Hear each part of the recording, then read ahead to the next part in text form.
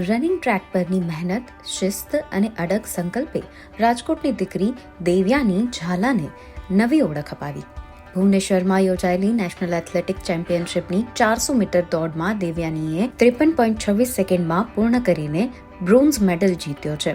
આ સિદ્ધિ સાથે દેવ્યાની ઝાલાએ 2026ની એશિયન ગેમ્સમાં ક્વોલિફાઈડ કર્યું છે.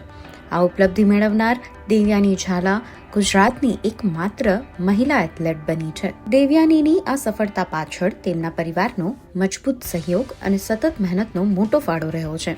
અગાઉ પણ દેવ્યાનીએ વર્લ્ડ યુનિવર્સિટી ગેમ્સમાં સ્થાન મેળવ્યું હતું અને વર્લ્ડ એથ્લેટિક્સ કોન્ટિનેન્ટલ ટૂરમાં સિલ્વર મેડલ જીતીને ગુજરાતનું નામ રોશન કર્યું હતું. દેવ્યાની ઝાલાની આ સિદ્ધિ માત્ર રાજકોટ કે ગુજરાત માટે નહીં, પરંતુ દેશના યુવા ખેલાડીઓ માટે પણ એક પ્રેરણારૂપ છે.